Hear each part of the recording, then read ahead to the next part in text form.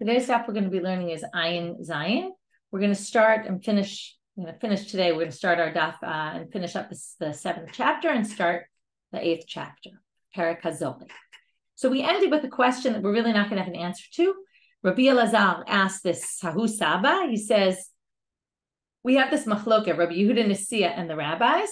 In the case of this will be your get if I don't come until 12 months and then he dies. It's not a get according to the Tanakama in our Mishnah. And then the Braita said that Rabbotenu Hitiru, which is Rabbi Yehuda Nesiya, but the rabbis didn't really agree with him. He said in this case it really is a get. So Rabbi Elazar wanted to know, when does it become a get? From the time of the divorce, from the time the husband dies, or from when the actual condition is filled that he didn't show up in 12 months, even though clearly he's not coming, but maybe you have to wait till the end of the 12 months. Now we move on, but still talking about this debate between them. Amar Abai, Hakol Modim, we're in the last line of Ayin Vav Amaved. Hakol Modim Hechal Da'amar, Lecheshetetse Chama Minartika. The husband says, when the sun comes out in the morning, okay, but he says it in the words, it's hard, you have to translate it. Lecheshetetse, which means when the sun comes out, this will be your get. L'chinafka Kamarla. There's no machloket, Rabbi Yehuda and the rabbis about that. Clearly, you meant the get will take effect when the sun comes out. B'chimayit Belelia, and if he dies at night, and when the sun comes out in the morning, have a get la'acharmit, and the get comes into place. It's clearly after death, and nobody will think that that's a good get. If he says under the condition that the sun rises in the morning, well, that clearly means from now. I'm giving you this get under condition. As long as the sun rises in the morning, this will be your get from now, even though you didn't say the words from now. Some people say it should really be in the name of Rabbi. We saw this before. If you say almanat, it means this is your get under the condition that this happened, but this will happen later, but your get is a get from right now. So they all agree about that too. So what's the case they argue about? Just like our Mishnah, here we're going to use it with this case. If the sun rises, when you use that language, it's already not clear. This is your get if the sun rises. Do you mean this is your get now if the sun rises later? Or this is your get when the sun rises, right? If the sun rises, then it will be your get from then. So Mar Savar Lake Rabbi Yossi, Ta'amal Zmano Shel Shtar Mochiach Hala. Rabbi Yehuda Nesiya holds like Rabbi Yossi that it's the date of the get that counts. And it's just like you say, from today if I die. Or from right now if I die. Mar lo savar Rabbi Yossi, and Tanakama doesn't hold like Rabbi Yossi. It's just like if you say, if I die without saying from today, which might mean that it counts only after death. So that's the machloket between. Now we get to another case in the Mishnah, which I already explained kind of the way the Gemara is going to conclude. But first, they're going to understand it a little differently. If you remember, there were two cases. If I don't come from here until 12 months, write and give the get to my wife, which sounds clear. Only write it and give it after death, after 12 months. But if you say kitvu utnu get lishti, write and give a get to my wife, if I don't come from now until 12 months, then we had this machloket. If they wrote it right away, but gave it after 12 months, is that a get or is it not a get? Rabbi Yossi said it is a get. Tanakama said the rabbi said it's not a get. So Amalei Rabbi Yemer le Rav Ashi, Lema Kasava Rabbi Yossi Katav get al Tnai Kashel. First, they understand this literally, that when you said, write and give a get to my wife if I don't show up in 12 months, they understood it as write and give the get in 12 months. So how could, if this guy wrote it and didn't fulfill the condition, how could Rabbi Yossi say it's a get? What, he doesn't think you need to fulfill conditions in gets? No, obviously not. Lo olam ein lecha pasul. Really, it's pasul. Okay, if you don't fulfill a condition, it's no good. But what? And this is how I explained it when we read the Mishnah. They explained it a little more than I did. You could have said, or you should have said, im lo bati kitvu tnu. First of all, we already learned conditions. You always start with the condition. So if I don't come, then write and give a get to my wife. But because he changed, right? Va'amar kitvu utnu im lo bati hachi kamar. The way we understand is since he switched the language to something else, he must have meant kitvu me'achshav, write it, as I said before, comma, right? Take a break, write it, and give it to my wife if I don't show up in 12 months, right? Kitvu me'achshav, write it now, utnu lo bati, but give it if I don't show up. And the rabbis say no. Doesn't matter which way you said it, either which way you meant do the whole thing in 12 months. Tanu Rabbanit. Last braita for this Masechet, this chapter, sorry. La'achar shavua shana. If you say after a 7-year period, a shavua in modern Hebrew is a week. In the Gemara, it's always a 7-year period of a Shemitah cycle. So if you say, this will be your get if I don't show up after a Shemitah cycle, then it's not the second the Shemitah cycle is over. We give you a shana. It has to be, it means until after the Shemitah cycle is over. So basically, how much into it do you go? A year. Wow, that's a long time, right? So he says, if I don't give it to you after, right? If I don't come back after the Shemitah year, what does it mean after? How long after? So they say a minimum period, minimum, since you're talking in years, 7-year period, must be another year. And likewise, la'achar shana, if I say I don't come back after a year, then you mean a month after the year. Okay, you get 1 extra month to basically come. La'achar chodesh, Shabbat. If you say after a month, then you add another week. La'achar Shabbat, if you say after the week, what is it? So now we have a debate. Is it 1 day? Right, that's what I would have thought. But what do they say? Yatav Rabbi Zera, Kamei de Rabbi Asi, V'amri la Rabbi Asi, Kamei de Rabbi Yochanan. Either Rabbi Zera was sitting in front of Rabbi Asi, or Rabbi Asi was sitting in front of Rabbi Yochanan, V'ka'amar. And he said the following. Chai b'Shabbat utrei utlata, the first day of the week, and the second day of the week, and the third day of the week, Sunday, Monday, Tuesday, Batar Shabtar, considered connected to the previous week. So therefore, if you say after the week, you mean after Tuesday of the following week. Arba'a v'chamisha u'malei Shabta, right? The 4th, the 5th, and the 6th day of the week are Kamei Shabtar, considered before the next, right, the upcoming week. Which, by the way, these are halachot. They have all sorts of relevance. The main one for us nowadays is Havdalah. You can say Havdalah if you didn't say it, let's say Shabbat. After Shabbat's over, you can say it until Tuesday. After that, it's too late to make up Havdalah. There's all sorts of other halachot that come up in Masechet Shabbat that we learned about things. You can't go on boat rides a few days before Shabbat. Again, it all depends on the circumstances. There's a whole long, complicated sugya there. In which cases are you allowed? In which cases you are not? But certain things you shouldn't do a few days before Shabbat because you might come to do work on Shabbat. All sorts of things that come up with that also. Tanya, Rebbe Omer, Lachar Haregel Shloshim Yom. And a Braita says that Rebbe says if you say after the holiday, you mean 30 days after the holiday. And Nafik Rabbi Chia Drasha Mishmei de Rebbe B'Kosua. Rabbi Chia went out and taught this Braita in the name of Rebbe, and people said, "Oh, yeah, good Braita, said it right." But Mishmei de Rabbim, but then he said it in the name of the rabbis, V'lo Kasua, and they didn't praise him because it's not the opinion of the rabbis. They disagree with Rebbe about this. Therefore, the halacha is not like him. And they leave us in question. So what is after the regal? Some people say 15 days. Some people say halfway between, you pick the distance between this and the next holiday and then cut it in half. And that's your midpoint is when it is. There's a whole bunch of different opinions about what we do in that case. With this, Hadran Mishachazo, so review of this section, we had which case exactly Rabbi Yehuda and see which language are they debating and in which languages are they clear that it either does work or doesn't work. The guy dies. Then we move to, what's the machloket? It's like Rabbi Yossi or not like Rabbi Yossi, right? Do we go by the date in the get or do we go by the fact that you said, if this happens, and then it's only going to take effect when it happens. Then we had this kitvu utnu, which we said must read as kitvu kama utnu, and that's how Rabbi Yossi understands it, where the rabbis don't understand it that way. And then we talked about this case. What if you say after a 7-year period, after a month, after a year, what do we mean? How far into the next section do we go? Now we're moving to a new chapter, chapter 8. Hazorek get lishto. We already learned that a woman can accept a get, can get a get against her will, but it has to still, according to the Torah, natan biyadah, has to go into her hands, or what we're going to learn today is, or at least into her domain. So what is going to be considered her domain?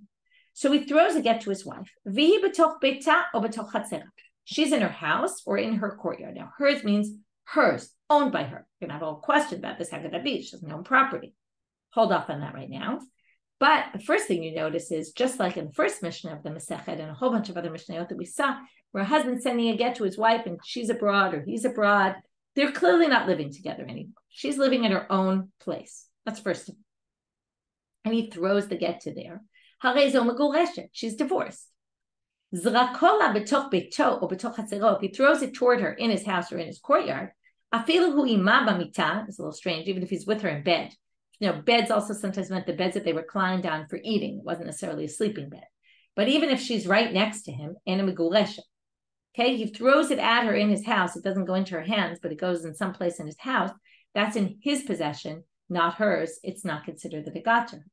L'toch chekaf, it goes into her lap or her bosom, or l'toch kalta, or her basket, which often we talk about a kalta when it comes to covering her hair. It was a basket you put on her head, or possibly it's not on her head and it's just her basket that's in the house, that's in his house. But something that belongs to her that's in the house, and he throws it to that would work.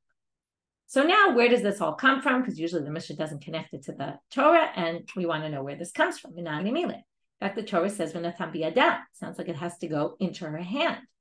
So the Gemara brings a brayta. D'tanu Rabbanit, v'natan biyada, emi ela yada. That sounds like just in her hand. Gaga chatzera v'karpifa minayin. How do you know if it goes into her roof, or her courtyard, or her karpaf, which is an enclosed space? Usually it wasn't used for living. We saw this, and it's going to be a whole bunch of things we're going to see that connect with Shabbat and Eruvin. Minayin, from where do we get it from? Talmud lomar v'natan mikol makom. Because it says v'natan, kind of before you get to biyada, Rashi points out, it could have said biyado yitnena. In her hands you should put it. And because it starts with v'natan and doesn't say it in that way, it sounds like you could divorce natan from biyada, no pun intended. You could separate them and say v'natan is you give it to her. Anyway, it's considered giving to her. And we're going to see what the yada is then. Okay, so now why the word yad? So we're not going to get to the yad till later today. We're going to see there has to be something that's similar to a hand in a particular way. How exactly it will be a source of debate. There's also brighter just like this. When it comes to a thief. A thief, yado. Okay, so here it says, you have to pay double. If we find the object in your hand, you have to pay double. So first they say yado and yado. How do we know that if we find the stolen item in your property? Now here, okay, I steal something, I take it with my hands and I put it in my property. We're not talking about that. Obviously, I'm liable to pay double because I stole it with my hands. But what if your animal wanders into my property and I close the door and lock it and I don't let your animal out? That is stealing, but I didn't do it with my hand. But yet it's in my property. So that would be a good example of a gag, chatzer, or karpaf in this case. Talmud lomar himatzei timatzei mikom makom, because it says there, if it is found, however it's found in my property, it doesn't, even if it says it's found in my hand, that it's found comes to include kind of any way it's found, just like the natan comes to include any way it was given to her. So the obvious question is, why do you need the same drasha in both places? Utsricha, you need them both. Yes, get. If you just had get, you would have said.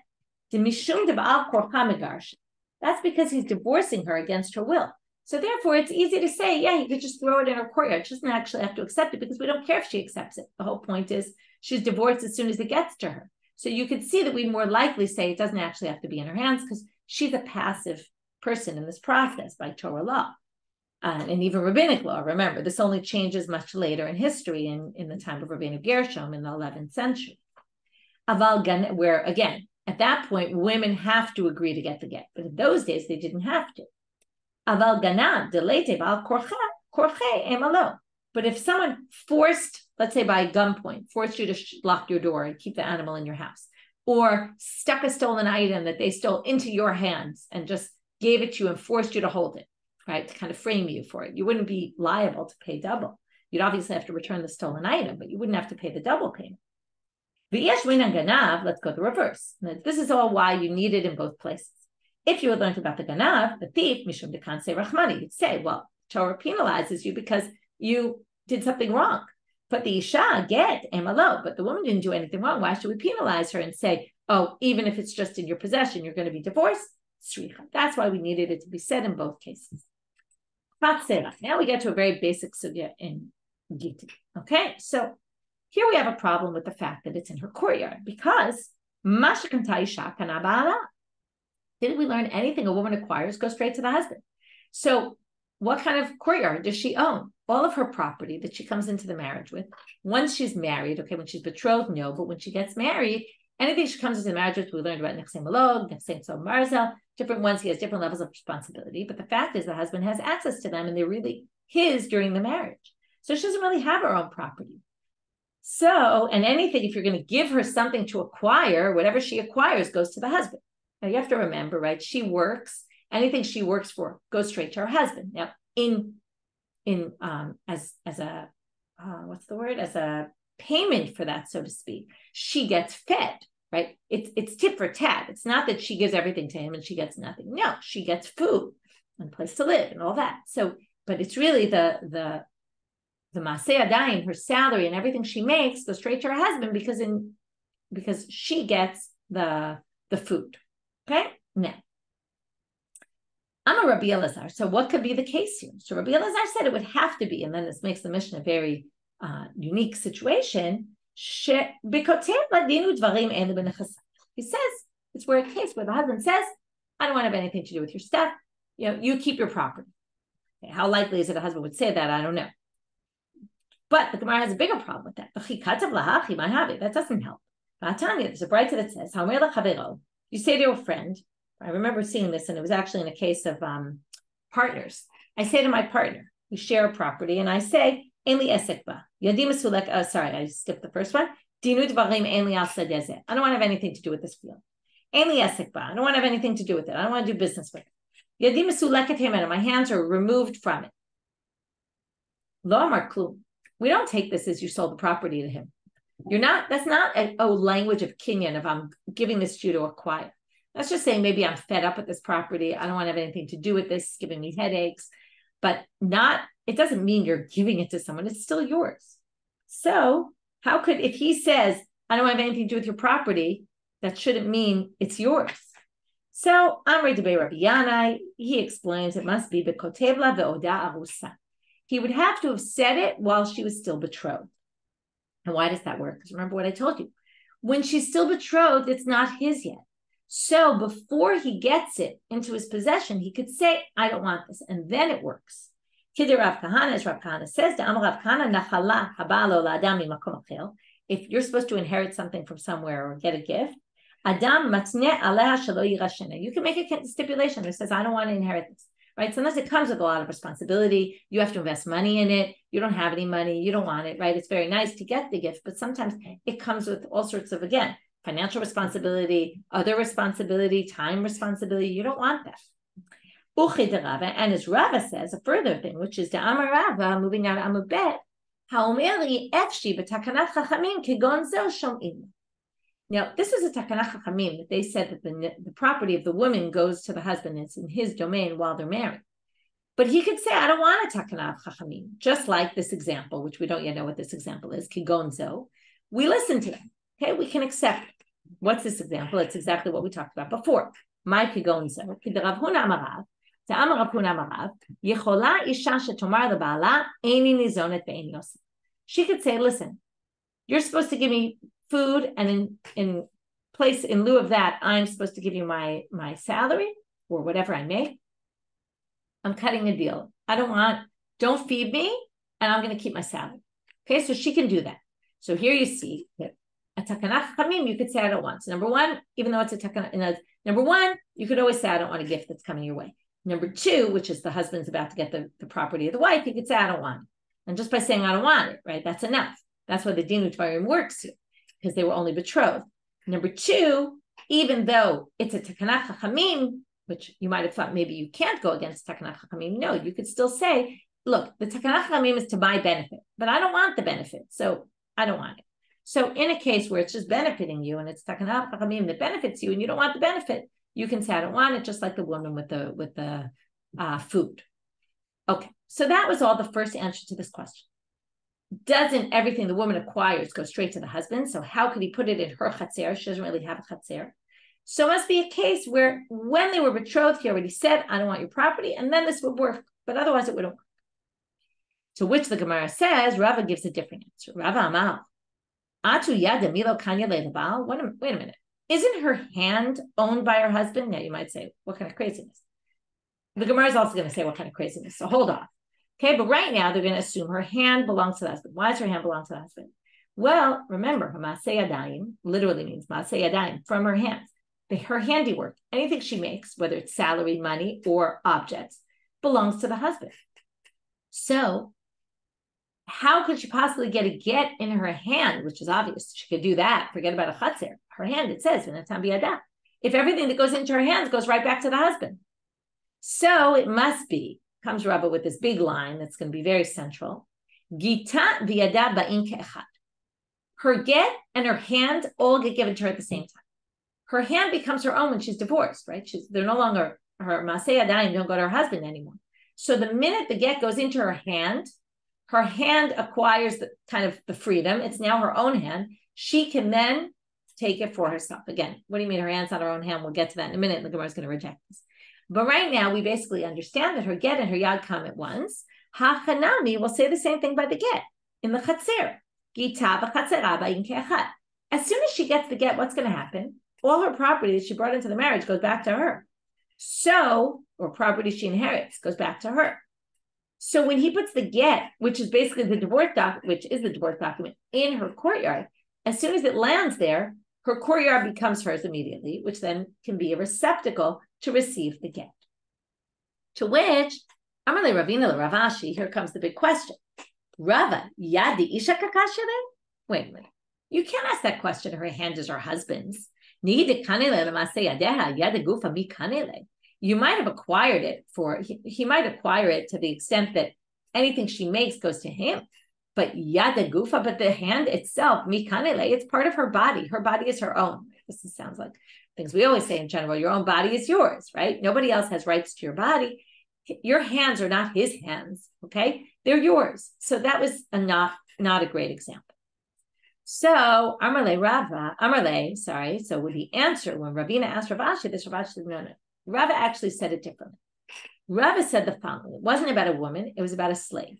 Now, this isn't much better for a slave, but we've already learned. We spent a lot of time in the 4th chapter talking about slaves. Canaanite slaves, which again, were abolished at a certain point. They don't exist anymore, certainly not in our time. And even way back when, I forget exactly when they were abolished, but they were abolished. But they did have this concept of slaves that were owned by the master. And it says here, so the way Rav Ashi explains this, Rav Yad Ha'eved Kakasha. He was actually asking about the hand of a slave, not the hand of a woman. And from there, he learned to the get of a woman. How so? There's a machloket. It's an interesting machloket about a slave. When you give the slave a shtar shichur, and if you give it directly to the slave, you have the same problem. The slave, anything the slave gets goes straight to the master. Now, in order to free him, he has to acquire it, but he can't acquire it because as soon as he acquires it, it goes right to the master. So there's a machloket about whether you can actually give it to him. And then we'd say exactly this. So let's read it. Lamanda Amal, the one who holds Bishtara Yidatzmo, that he can accept the shtar. How can you do that? Yad Eved Ki Yad Rabo Damya. So the only way that this works, because his hand is really his master's hand, the only way it could possibly work is Elagito V'Yado Ba'in Ke'echad. His hand and his freedom come, right? His hand becomes his own when he receives the get shechur, which makes him his own, which makes his hand his own, which makes him free, a free man. Ha-chanami, you can then say the same thing. From there, you can learn to the case of the chatzer of the woman, which wasn't hers before, but now is hers, but not the yad of a woman. The yad of a woman clearly was always hers. Now, before we move on, I want to say a few things. First of all, what's the other opinion there? The other opinion is it doesn't work.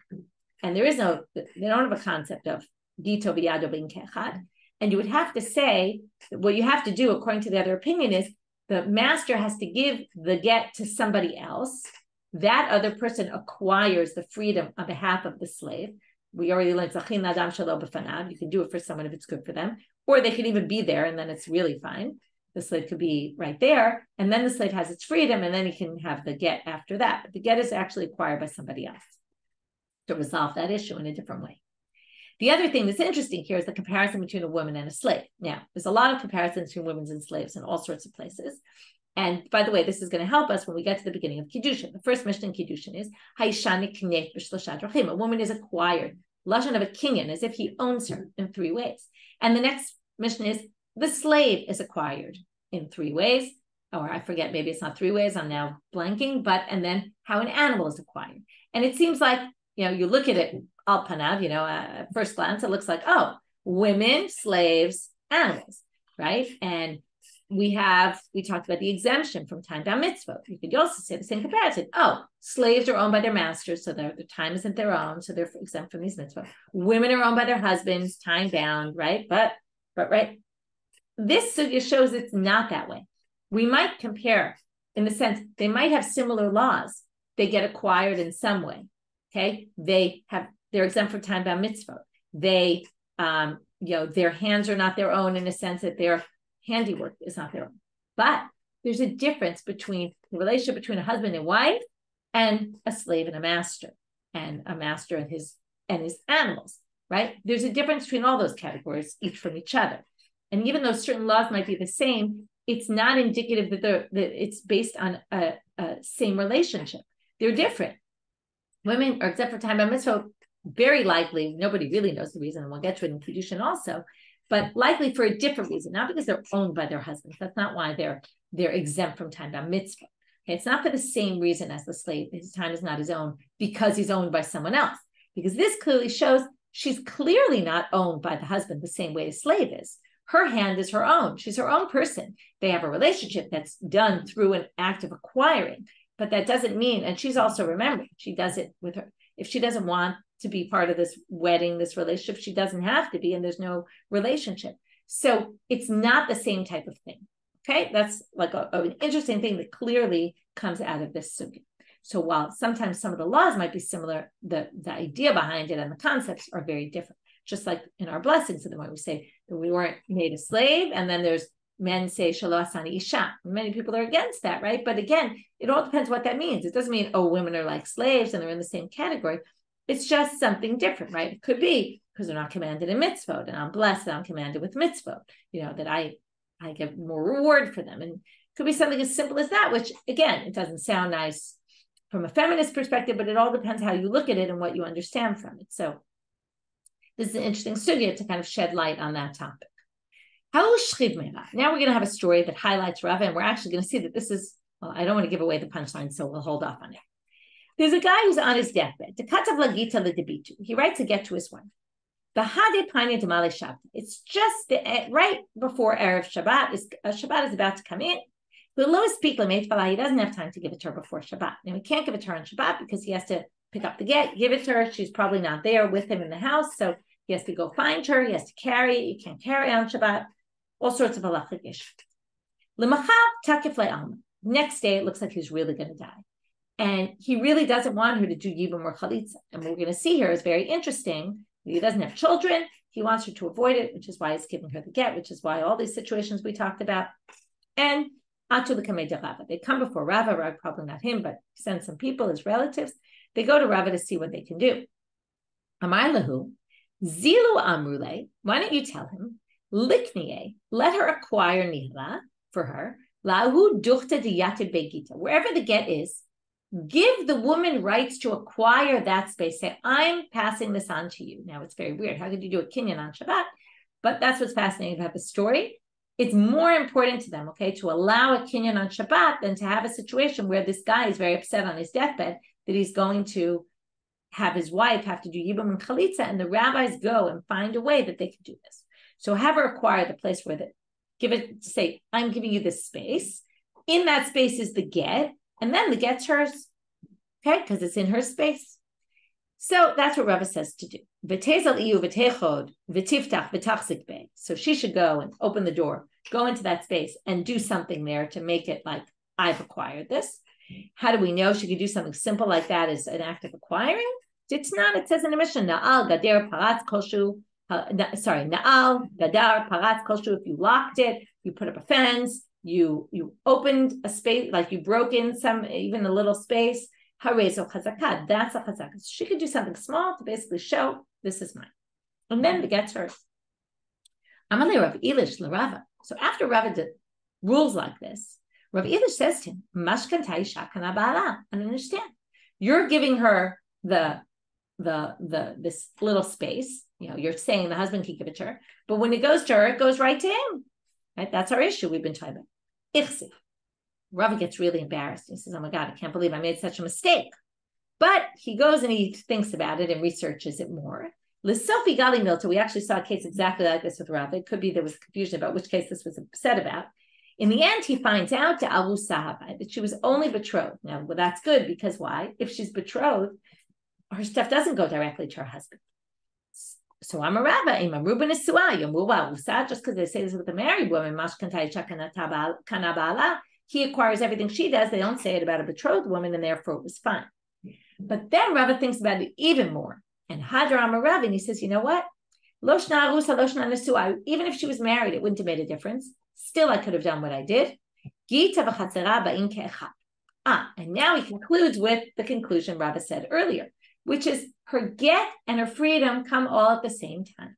So basically, when he gave her that space and the get was in it, that basically meant you're a free woman, and this, I can actually give you something and you can acquire it from me. So now the Gemara asks the obvious question, which is, why did it take Rava so long to come up with this? It wasn't Rava the one who said this. Ha'amra Rava. Didn't Rava say this already? So the answer, the obvious answer, which is Mikarati Amra Rava, Ahai Ma'aseh Amara. This is where Rava figured it out in this story. It was during this situation that happened that Rava realized that it must be the Gittin Chatzara Ba'in Ke'echad. And he got to it from the Eved case. We just didn't get the whole story here. But we also didn't get the whole story there, because there he just kind of said it. Here we see how he got to it and what kind of pushed him to realize that this was the case. It's interesting what motivated him to come up with that answer, because he wanted to justify his actions. So he came up with a good answer that would have resolved it. Moving on. He betoch beitan. So now the Mishnah had said, we first dealt with Hazareka at least showing and into the courtyard. But now notice the next words. She is in the house, but she's in the courtyard. So Amar Ula, very simply, she has to be standing right there. She has to be nearby. Rabbi Yoshai Amal, what are you talking about? She could be in Tzipori and her courtyard's in Tiberia, or the reverse. She doesn't have to be there physically. As long as it's her field, or her courtyard. How could you say that, Rabbi Yoshai? It says it explicitly in the Mishnah. She's there. The way he reads it is like this. She's like she's in her courtyard. She's like she's in. What does it mean like? The courtyard is, okay, what this means exactly, it's watched with her intent, with her mindset, with her mind. I'm trying to translate it literally, but I want to explain what it's not exactly clear what it means. She knows the goings on. This is hers. She knows what's happening in her house. Remember, she's probably living in the house or was living there. They're probably separated, and she's either living in the house or it's property that was given to her father to her. Maybe because she knows the divorce is coming, like she's aware of what's going on, or maybe because also she knows she'll get it back when she gets divorced or he dies. So she's always, this is property that she's kind of in charge of, and she knows what's going on in it. As long as it's courtyard like that, it doesn't matter if she's physically there. So when it said she's betoch beita, it means she's on top of it. Even if she's not there, she could have hired someone to be on top of it. That's sufficient. So now we have this machloket Ula and Rabbi Yoshai, whether she needs to be physically there or she doesn't need to be physically present. So the Gemara suggests, maybe this is the root of the machloket.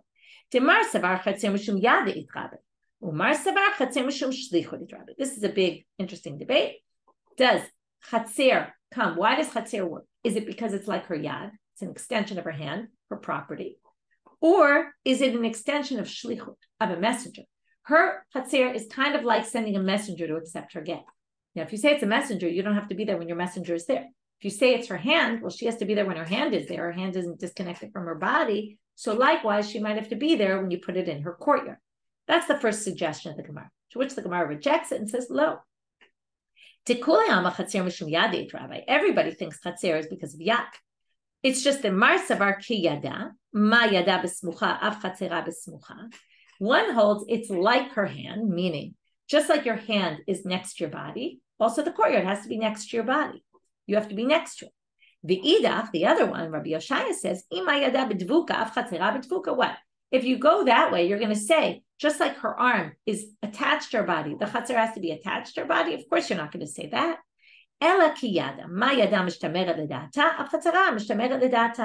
Just like her hand is something she always knows what's going on, she's on top of it, has to be a courtyard that she's on top of. She's in charge of, knows what's going on, but it doesn't mean that she has to actually physically be there. So, what would be excluded? A courtyard that's hers, but she has no idea what's going on and she's not on top of it at all, that wouldn't be able to count. So we basically have this basic question. Is yad, is chatzer, does it work because of yad as an extension of yad, or does it work as an extension of shlichut? We tried to suggest maybe that's a machloket here, and then we said, no, maybe everyone agrees that chatzar comes from yad. It's just, how do we define yad? Okay, what element of yad do we learn from here? Guy throws a get to his wife. She was in the courtyard. Falls on a piece of wood, like something. It was on the ground, a big twig, something, a branch. Amar Rav Yosef. Rav Yosef says we have to see. Chazina. We look and we see. If it's 4x4, then it's in its own domain, separate from the ground. Elo, if it's not 4x4, then it's one with the ground. Okay, what does that help us? Well, b'mayaskina, what's the case? If it's her own courtyard, then what's the difference? Anywhere in our own courtyard, it could be on top of something, it could be underneath something, it could be on the ground. It doesn't make a difference if it's on a space that's 4x4. That's an irrelevant factor. And if it's his, what's the difference if it's 4 amot or less than 4 amot? It's in his domain and it shouldn't work anyway. So the Gemara explains, it's a case where he lent her the space. When he said, I'm giving you this space right here. And he threw it to her. And then he threw it and it fell on this twig that was 4x4 that was on, or maybe it was 4x4, maybe it wasn't, that was on top of the space that he loaned her. So now what does this matter? When people lend a space, they lend you one space, which means he was lending her the ground. But he wasn't loaning her the ground and also something that's considered its own domain. So now, if it's 4x4, it's considered its own domain. And then he only gave her the ground and he didn't give her this twig or whatever piece of wood. In which case, if it's its own domain and he threw it, it landed there, and it's not the space he loaned her, then it's not her get, right? She doesn't get the get by doing it. And by the way, this is only de lo gavo asara. The fact that less than 4x4 is going to be considered part of the ground is only if it's not 10 tefachim off the ground. Aval gavo asara, and this really sounds like Masechet Shabbat and Eruvin. If it's already 10 tefachim off the ground, even if it's not 4 amot, it's clearly in its own domain, and that doesn't count. If it doesn't have a name to it, if they called it something, like it had a name, like it was the wood, something in my garden, that already makes it a reshut in and of itself because it has a name to it. Okay, so if it had a particular unique name, you called it something, then it would already be considered its own domain, and that wouldn't count for a get. So quick review of what we did since we started this parak about throwing her again. If it's in her domain, it works. We asked, where do we get this from? We said the biyada, the natan. Natan is anyway, even though it says biyada. Then we talked about the chatzer, but isn't it if mashkanta isha kana ba'ala, when she acquires it, her husband gets it? So we had two explanations. Rabbi Elazar said, he said while they were betrothed, I don't have anything to do with this. Rava said it's a case where no matter what, it works because Gita v'chatzera ba'in ke'echad, and we learned that from a slave. First, we learned it from a woman in her hand. We said, no, we learned it from an Eved in his hand. Then we brought a case where through that case, we figured out where Rava learns this with the guy who didn't give the get and he wanted to give it on Shabbat. And he basically gave her, Rava said, you can give her a space and it'll be hers and the get's in that space already. So that would work. But you would have to say that Gita v'chatzera ba'in ke'echad, and that's where Rava figured out this halacha. Then we had this last machloket. Does she have to physically be there when you throw it, or does she not? And we saw that the debate could be because is chatzer a din of yad, or from shlichut, or messenger. Messenger, you wouldn't need to be there. Yad, you would. Or perhaps no, they both say yad. It's just in what way is it like yad? It has to be next to you, or it just has to be something that you're in control of, even if you're far away. And then we had this last case where he throws the get to the woman, and it falls into a space that he loaned her, so it was hers for the moment, but it fell on something else. And what defines that is its own unique space that would say she didn't get the get or not. And we saw the criteria, 4x4, 10 tefachim high, or it just had its own name. That's it for today. Wishing everybody a great day.